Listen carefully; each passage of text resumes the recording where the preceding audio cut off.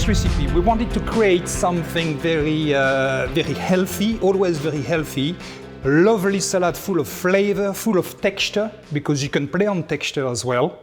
We're going to use two different types of living ingredients on this one. So the Melissa Cress got a hint of mint a little bit, but mostly lemon. It's very aromatic, very, very aromatic.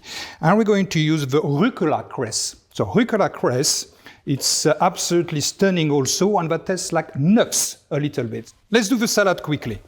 So this one is very simple. As I said, it's all a question of crunch, because did you know that actually texture play a big importance as well into the way you eat food? For example, some people don't like cauliflower, as an example, or they don't like oysters. It's a bit slimy, it's a bit slippery. However, if I take the same oyster and actually deep fry it, put it in the butter and deep fry it and eat it, oh, suddenly, you know what, I like your oysters. So for this salad, we're going to add some texture to it, because texture is part of the taste experience. So tomato, I've got very simple ingredient here, I've got avocado, tomato, fried capers for the textures. I've got a red onion, lime, and cucumber, and of course our cress. But we come to the cress at the end. Let's put this in a salad. So put a bit of tomato here, diced tomato. Are you, chef? You okay? Yeah? Oh, I'm all right, chef. You're all right? I'm all right, chef. That's good. Diced avocado. Avocado, cucumber. Clean the cucumber. You can eat the skin of a cucumber. It's not a problem. You can eat the seed of a cucumber. It's not a problem.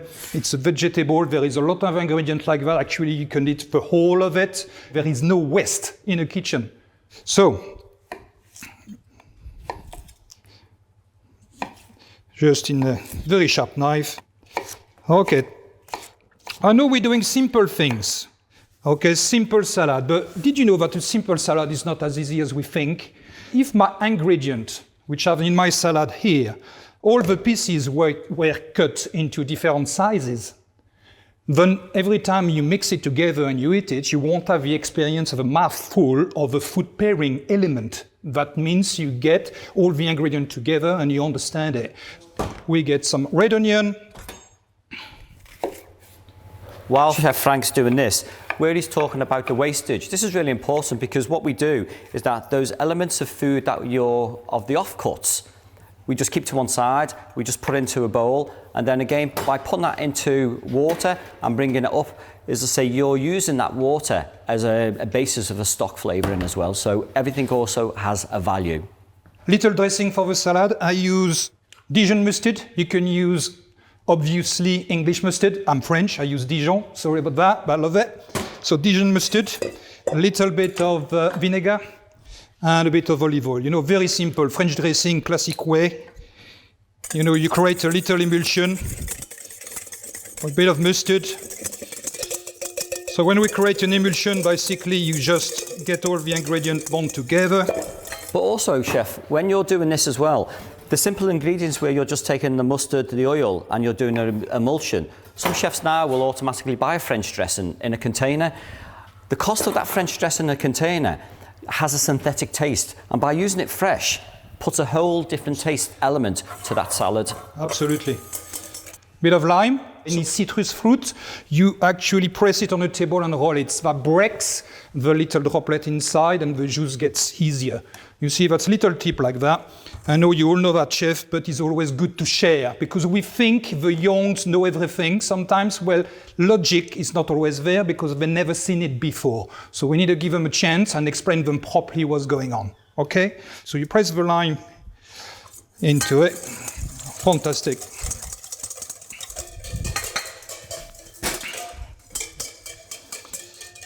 All right, thank you. So now you've got this nice emulsion. What we do, we put the dressing on top of the salad. In fact, I put the salad into the dressing. Okay, so I'm sure that way, then I don't waste anything, and that they're going to go in the bin. That makes sense, it's logical. And I'll mix it with my salad. Okay, you toss it gently. Beautiful. Now, Melissa Cress. See this punnet of Melissa, you notice it's a blue, and as you know, the blue is the only color in a kitchen that actually doesn't exist in terms of food. Use a scissors, don't use a knife, because we've got a tendency to take the punnet, put it on the side, and crush it with a knife. The problem with that, you start to crush it a little bit like this. You're going to put your knife, and when the punnet is up again, you realize you lost 25% of it. Okay? So the best way is you take it out, and you cut it as close as possible. Okay, Melissa Cress, I was going to give me a bit of a lemon test. And the question that some of the chefs are going to ask is, if I put that to one side, is that going to grow again? Answer is no. Okay, so you pour it into no salt, no pepper.